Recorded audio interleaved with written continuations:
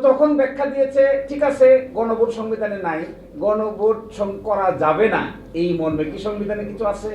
সকলেই কইল নাই। বলে তাহলে চলেন আমরা এই রাস্তা হাঁটি, সবাই মিলে হাঁটি। এখন কিভাবে হবে? একটা আদেশ জারি করতে হবে। এই সেই আদেশ। এখন বলে ওই আদেশ বলে রাষ্ট্রপতি রাজহাঁসের ডিম পারছে। পরশুদিন শুনেন নাই আপনারা সংসদে যে রাষ্ট্রপতিকে একটা অশ্বডিম্ব পাড়ানো হয়েছে। রাষ্ট্রপতিকে উনি জিজ্ঞাসা করেছেন যে অশ্বডিম্ব কিভাবে পারলো? উনি বলছেন অশ্বডিম্ব পারে নাই, পাড়ানো হয়েছে। এই যে অশ্বডিম্বটা পাড়ানো হয়েছে, এই অশ্বডিম্ব বাচ্চায় রূপান্তরিত হয়েছে, তা দিছে, গণভোট হয়েছে, বাচ্চারা কিলবিল করতেছে। এখন ডিম্ব অস্বীকার করলে কি আর বাচ্চা অস্বীকার করা যাবে? ডিম না হয় আপনি অস্বীকার করলেন, বাচ্চা গণভোট তো হয়ে গেছে, বাচ্চা ফুটে গেছে না? গণভোট হয়ে যাওয়ার পরে 70 ভাগ লোক এটার পক্ষে রায় দিয়ে দিছে। এর মানে কি? খালি বাচ্চা কিলবিল কিলবিল কিলবিল কিলবিল করতেছে। এই কিলবিল কিলবিল বাচ্চাটাকে এখন আপনি বলতেছেন এগুলো সব আন্ডা পর্যায়ে আছে।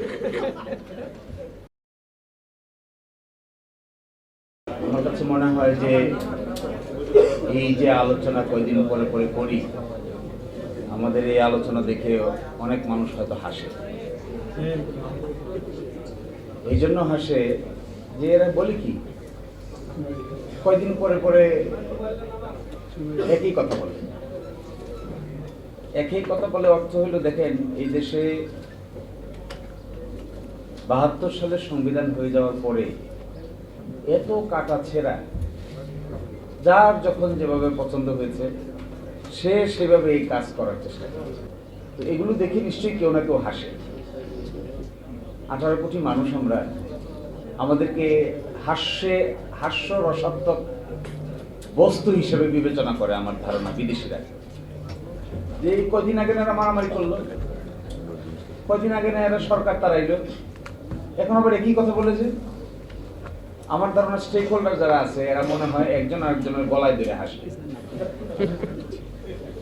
স্টেক হোল্ডার আছে না, বলবো আমি কেন হাসে, আমি হাসির পাত্র দেখেছি। আজকে যদি সংবিধানের মুখ থাকতো, এই সংবিধানটার যদি কোনো জবান থাকতো, আমার ধারণা সে বলতো যে আমারে নিয়ে আপনারা এত টানাটানি করেন না, আমি আপনাদের এই ঝামেলার ভিতরে নাই, আপনারা যা পারেন করেন। সালাউদ্দিন ভাইকেও বলতো, আসাদ ভাইকেও বলতো, সকলকেই বলতো দয়া করে আমাকে নিয়ে টানাটানি করে আমার ইজ্জত শরম আর নষ্ট করার দরকার। আমি এটা স্পষ্ট করে দেখতে চাই। কখনো বলে সংবিধানের ভিতরে, কখনো বলে একচুল পরিমাণ নড়বো না, কখনো বলে এর ভিতরে আছে। আরে সংবিধান তো জানে তার ভিতরে কি আছে আর কি নাই, ও তো জানে। আমাদের এক প্রধান বিচারপতি ছিল, উনি একদিন কোর্টে বলতেছে যে বিচার কার করতেছি? তো আমরা বলতেছি মাই লর্ড বিচার করতেছেন তো আসামি। তো উনি বলে না, আসামির বিচার না, বিচার হচ্ছে আসলে আমাদের। তো কি আশ্চর্যজনক, এটা কেমন কথা? তাহলে শোনেন কেন আমি এই কথা বলি। আমার কেন বিচার হচ্ছে? যে লোকটা একজন মানুষকে হত্যা করেছে সে জানে হত্যা করেছে কি করে নাই। আমরা কাগজপত্র দেখে এখানে বিবেচনা করছি যে তিনি আসলে হত্যাকারী কিনা। এটা করতে গিয়ে যে হত্যাকারী না, মাঝে মাঝে তাকেও মৃত্যুদণ্ড দিয়ে দেই, আবার যে হত্যাকারী তাকেও মাঝে মাঝে খালাস দিয়ে। তাহলে বিচারটা হচ্ছে কার? যে আসলে আসামি সে ভাবে আরে এগুলো তো সব পাগল, আমি তো মারছি, এরা দেখে আমরা খালাস দিয়ে দিছি। আবার উল্টা যে করে নাই সে ভাবে আরে আমি তো মারি নাই, তো এরা এত প্রটোকল, এত গাড়ি, এত ঘোড়া, এত লেখাপড়া, এত জ্ঞান, কিন্তু আমাকে যে মৃত্যুদণ্ড দিয়ে দিল, এই আসামি কি এটা জানে না? তো তিনি বলতেন বিচার আসলে ওই আসামির হচ্ছে না, বিচার হচ্ছে আমি প্রধান বিচারপতি, আমি সঠিক লোককে সঠিক সাজা দিতে পারছি কিনা, এরকম কাঠগড়ার মধ্যে আমি নিজেই বসে আছি। তো আমাদের সংবিধান বেঁচে থাকলে বলতো মুখ খুলে, সালাউদ্দিন ভাই আমাকে আপনি অযথা যন্ত্রণা করিয়েন। আমার এটাও খুব মনে হয় একেবারে দাঁড়িয়ে বলে ফেলতে, কিন্তু স্পিকারের পিছু থেকে দাঁড়িয়ে যে মিস্টার আসাদুজ্জামান আবার দৃষ্টি আকর্ষণ করতে পারতো, ইফ হি হ্যাড ভয়েস দৃষ্টি আকর্ষণ করতে পারতো, মিস্টার স্পিকার দয়া করে আপনারা এই মহান জাতীয় সংসদে আমাকে নিয়ে আলোচনা না করলে আমার ইজ্জতটা কিছুটা হইলেও বেঁচে যায়। তো ওনাদের আলোচনার ধরন দেখে মনে হচ্ছে এই বেইজ্জতি করার একটা বুদ্ধি বাইর করছে। একবার বলে সংবিধানের ভিতরে, কোথায় ভিতরে? যিনি অ্যাটর্নি জেনারেল হয়েছেন ভিতরে হয়েছে, সরকার হইল ভিতরে হইল, পার্লামেন্ট ভাঙলো ভিতরে ভাঙলো, সংস্কার হচ্ছে ভিতরে হচ্ছে, ঐকমত্য কমিশনের মেম্বার হইলেন আমার সালাউদ্দিন ভাই, সংবিধানের ভিতরে হয়েছে? সংবিধান পারমিট করে যে ওই কি একটা কোথায় জানি বসে আলোচনা হইতো, ফরেন সার্ভিস এই অডিটোরিয়ামে বসে সব রাজনৈতিক দলের লোকেরা বসে আলোচনা করতেছে কিভাবে সংবিধান ভাঙা যায়। আচ্ছা বলেন তো দেখি, রাজনৈতিক দলের লোকেরা একসাথে বসে কিভাবে সংবিধান ভাঙা যায় এই খবর সংবিধান পাইলে সে প্রতিবাদ করতো না? নিশ্চয়ই প্রতিবাদ করতো। এবং ওই প্রতিবাদ ওই সবার একজন গুরুত্বপূর্ণ সদস্য ছিলেন সালাউদ্দিন ভাই, তার ব্যাপারেও প্রতিবাদ করতে যে আমাকে ভাঙার পরিকল্পনা করতেছেন কোন সংবিধানের আলোকে।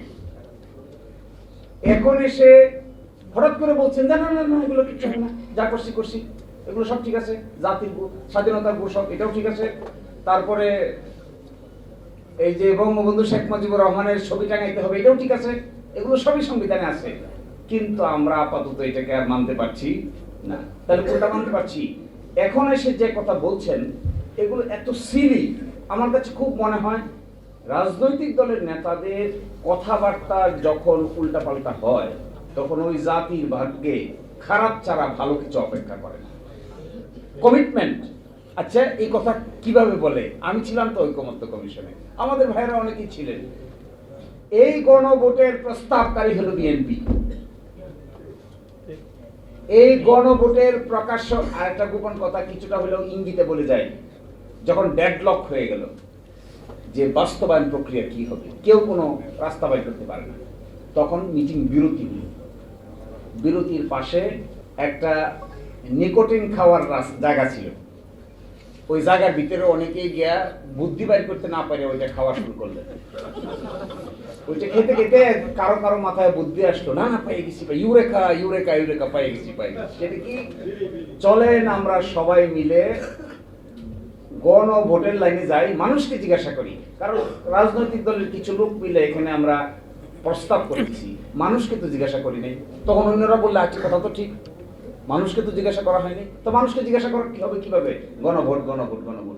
যে এই কথা বললেন সে ভিতরে সকলেই একমত হয়ে গেল গণভোট গণভোট গণভোট।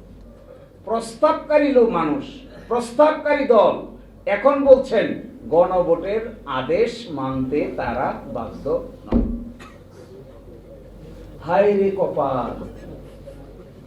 তখন এই প্রশ্ন আসছিল যে এই প্রস্তাবকারী দল যে গণভোট, তখন আসছিল একজনের প্রশ্ন করছে হাত তুলে, আমার মনে হয় যদ্দূর মনে পড়ে, মানুষটার নাম আমি বলতে চাচ্ছি না এখানে, তিনিও রাষ্ট্র সংস্কার আন্দোলনের ওয়ান অফ দি গুরুত্বপূর্ণ লোক ছিলেন, সরকারের মন্ত্রী হয়েছেন।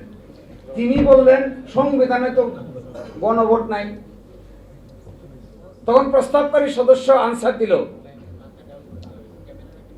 গণভোট করা যাবে না, এই মর্মে সংবিধানে কিছু আছে?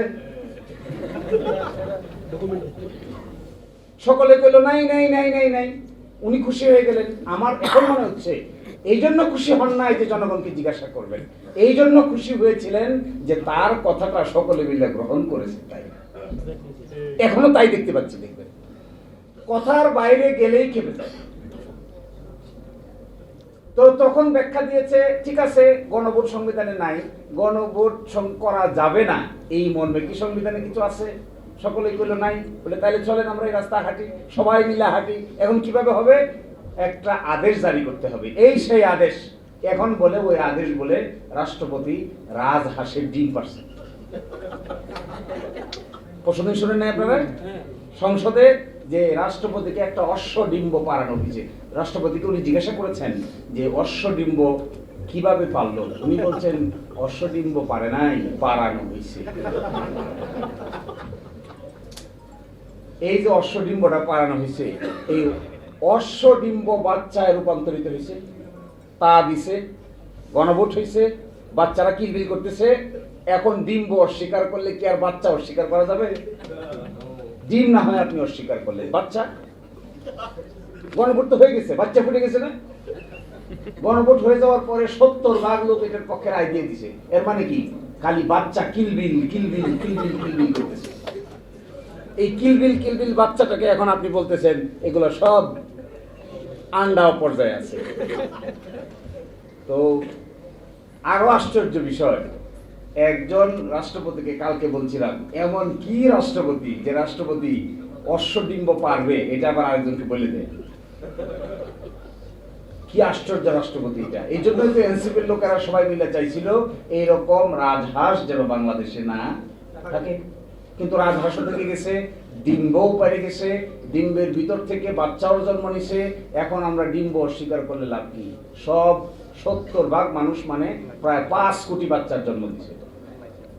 এখন থেকে সরা যাচ্ছে না। কি আশ্চর্যজনক বিষয় দেখেন।